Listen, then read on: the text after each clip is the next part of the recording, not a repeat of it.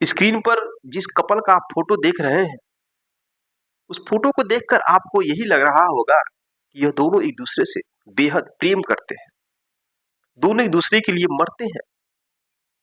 और सही भी बात है दोस्तों, दोनों लड़के और लड़की एक दूसरे से बेपनाह प्यार करते हैं।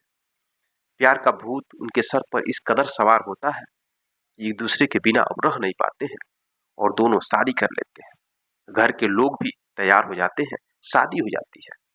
लेकिन इस खूबसूरत लड़की की खूबसूरती मिट्टी में दफन कर देता है लड़का। लड़का अपनी पत्नी को मारकर बाथरूम के टंकी में दफना देता है।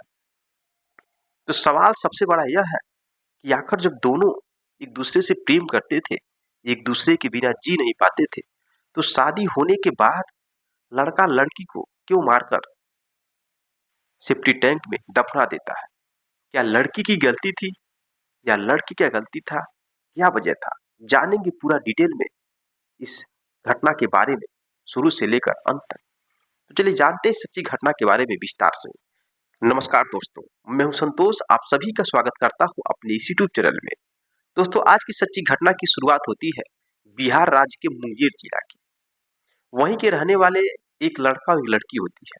लड़के का नाम आशीष और लड़की का नाम अमीषा होता है। लड़की का उम्र 20 साल और लड़के का उम्र 22 साल। दोनों बेहद खूबसूरत थे। दोनों की दोस्ती होती है, दोस्ती धीरे धीरे प्रेम में बदल जाती है और दोनों एक दूसरे से बेपनाह प्रेम करने लगते हैं।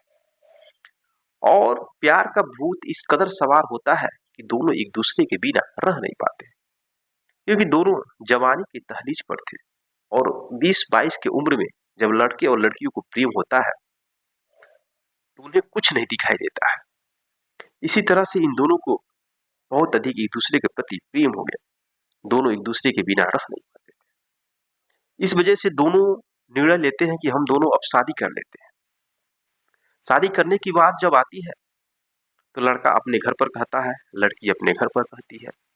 दोनों के परिवार वाले नहीं मानते हैं, शादी करने के लिए राजी नहीं होते हैं। अब लड़के और लड़की कहते हैं कि हम लोग के परिवार वाले अगर शादी नहीं करेंगे तो हम लोग भाग चला जाएगा, भाग कर शादी कर। लेकिन लड़का कहता है कि एक बार और कोशिश किया जाएगा।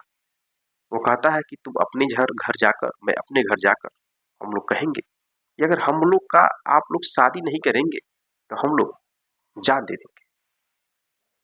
अब इस तरह से बात लड़की अपने घर पर कहती है, लड़का अपने घर पर कहता है। और दोनों के परिवार वाले सोचने लगते हैं कि अगर हम लोग शादी नहीं करेंगे तो दोनों जान दे देंगे, क्योंकि आजकल ऐसी घटना देखी जा रही है। तो फिर समाज हम लोगों को गाली देगा, लोग हमें ताना मारेंगे। इस वजह से दोस्तों दोनों के घर वाले राजी हो जाते हैं और दोनों की शादी की बात पक्की कर देते हैं। साल 2023 में दोनों की शादी हो जाती है बड़ी धूमधाम से। और जो मनीषा है, जो अमीषा है, वो नई नेवली दुल्हन बनकर आशीष के घर पर पहुंचती है, हजारों सपने लेकर एक नई जिंदगी की शुरुआत करती है। 2023 में शादी होता है। लगभग 8 महीने तक उन दोनों के बीच रिश्ता बहुत ही अच्छा चलता है। उसके बाद उन दोनों के रिश्ते में खटास धीरे धीरे आने लगता है। जो लड़की थी पढ़ी लिखी थी, वो भी चाहती थी कि आगे की पढ़ाई पूरा करना। अभी उसका उम्र ही 20 साल था। वह डॉक्टरी का कोर्स करना चाहती थी, लेकिन उसका पति उसे पढ़ने के लिए पैसा नहीं देता था, न ही उसके सास ससुर देते थे। अब इस वजह से लड़की परेशान हो गई। वो अपने घर पर फोन की तो उसके घर वाले उसका एडमिशन कराते हैं गांधी इंस्टीट्यूट ऑफ नर्सिंग में। जो भी पैसा लगता है उसके मायके वाले ही लड़की को पैसा देते हैं, पढ़ाते हैं, लिखाते हैं। अब इस बात को लेकर लड़की को बहुत बुरा लग रहा था कि मेरी शादी हो गई है और सारा पैसा मेरे पति को और मेरे सास ससुर को ही देना चाहिए, लेकिन यह लोग नहीं दे रहे हैं, मेरे मम्मी पापा दे रहे हैं। इसी बात को लेकर पत्नी अपने पति आशीष से बार बार कहती थी, तो धीरे धीरे उन दोनों के बीच में मनमुटाव होने लगता। कभी आशीष कहता था कि मैंने तो तुम्हारे पिता से एक भी रुपया नहीं लिया, दहेज के रूप में मांगा भी नहीं।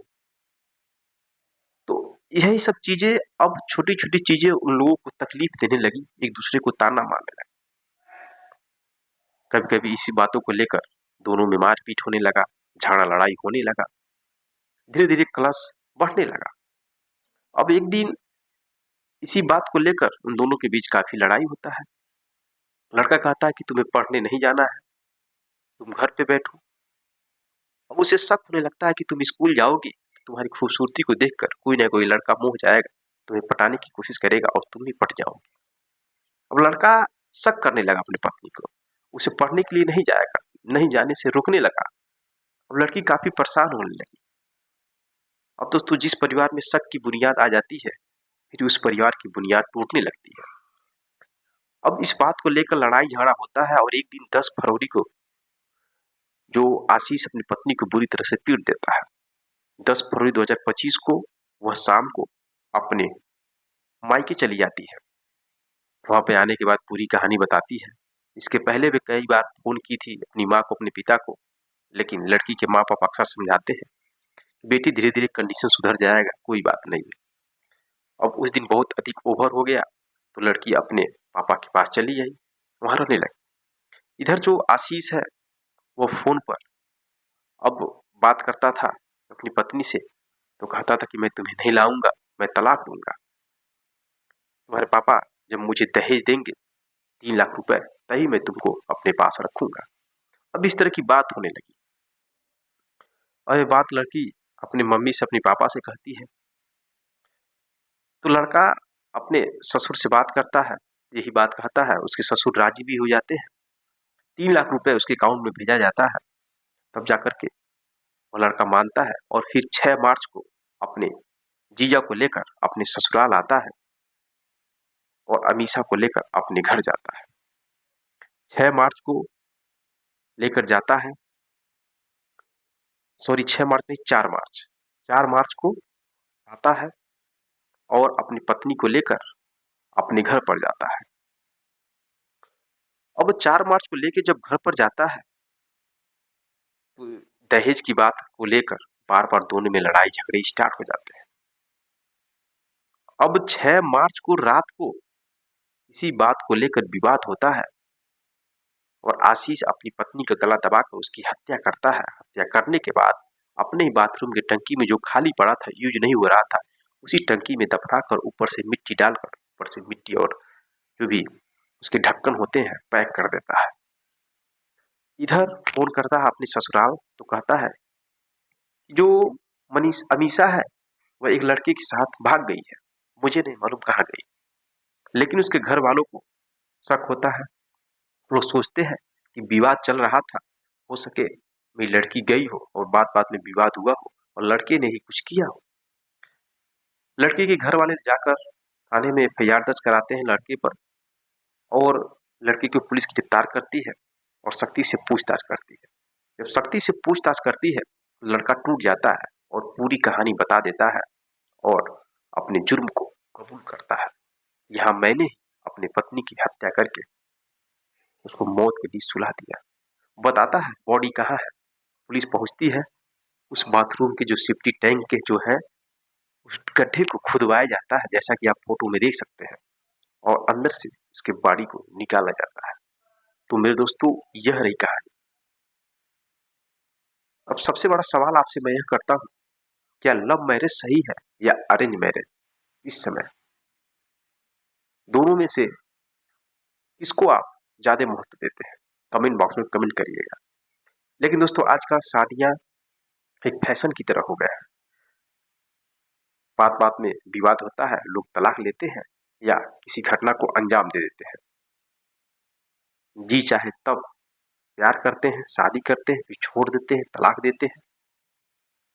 आजकल समाज में घटना बहुत तेजी से घट रही है। इसलिए दोस्तों, आप लोग इस सच्ची घटना को सुनकर अगर आपको कुछ भी सीख मिला हो तो सीख ले लीजिए। सावधान रहिए, सतर्क रहिए और परिवार के हर मेंबर पर नजर रखिए। कभी भी किसी के साथ कोई भी घटना घट सकता है। मिलते हैं नेक्स्ट वीडियो में नेक्स्ट कहानी के साथ, तब तक के लिए जय हिंद, जय भारत।